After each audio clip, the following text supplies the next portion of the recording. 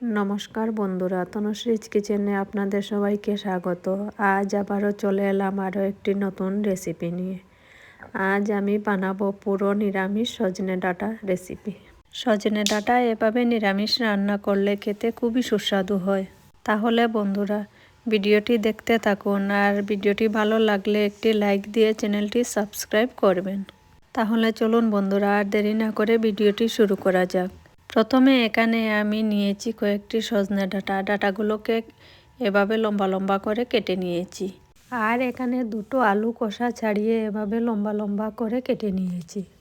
এবার এখানে একটি বাটিতে নিয়েছি 2 চামচ পোস্ত, আর নিয়ে নিচ্ছি 2 চামচ মতো লাল সর্ষে। এগুলোকে আমি বেটে নেব।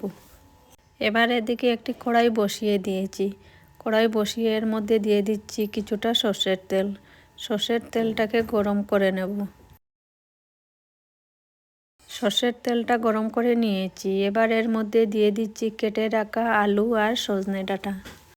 দেওয়ার পর এর মধ্যে দিয়ে দিচ্ছি অল্প লবণ আর অল্প হলুদ গুঁড়ো।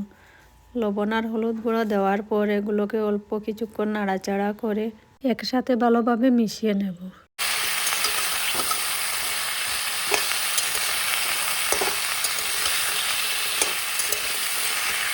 ভালোভাবে মিশিয়ে নিয়েছি। এবার একটি ঢাকা লাগিয়ে গ্যাসের আঁচ কমিয়ে 5 মিনিট মতো রেখে দেব। 5 মিনিট পর ঢাকাটা সরিয়ে আবারও অল্প নাড়াচাড়া করে নিচ্ছি। সজনে ডাঁটা আর আলুগুলো ভাজা হয়ে গেছে। এবার এগুলোকে নামিয়ে নেব।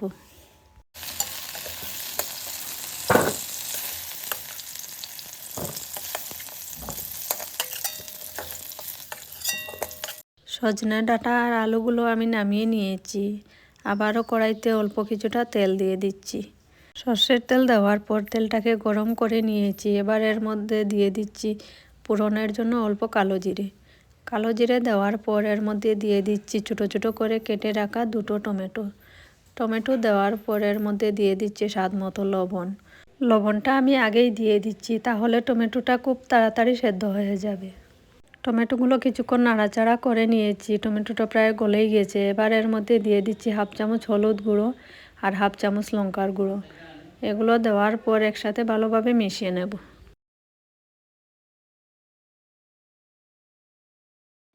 মশলাগুলো একসাথে ভালোভাবে মিশিয়ে নিয়েছি। মশলা থেকে তেল ছেড়ে দিয়েছে। এবার এর মধ্যে দিয়ে দিচ্ছি 2 চামচ আদা আর কাঁচা লঙ্কা বাটা। এখানে আমি 5-6টা কাঁচা লঙ্কা বেটে নিয়েছি আর 1 ইঞ্চি মতো আদার টুকরো। ঝাল আর লবণ আপনারা আপনাদের প্রয়োজন মতো ব্যবহার করবেন। এবার দিয়ে দিচ্ছি বেটে রাখা পোস্ত আর লাল সর্ষে, আর দিয়ে দিচ্ছি অল্প কাশ্মীরি লঙ্কার গুঁড়ো। এবার সব কিছু একসাথে ভালোভাবে মিশিয়ে নেব।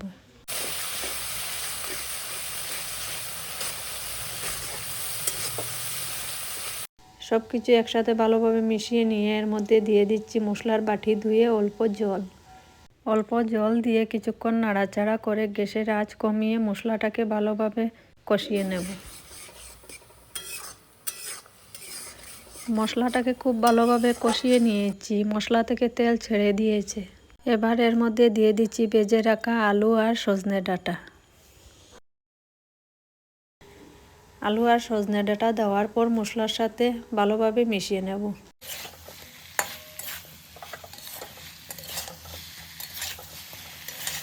মশলার সাথে আলু আর সজনে ডাঁটা খুব ভালোভাবে মিশিয়ে নিয়েছি। এবার এর মধ্যে দিয়ে দিচ্ছি ঝোলের জন্য জল দিয়ে আবারও সজনে ডাঁটাগুলোকে ঝোলের সাথে নাড়াচাড়া করে মিশিয়ে নেব।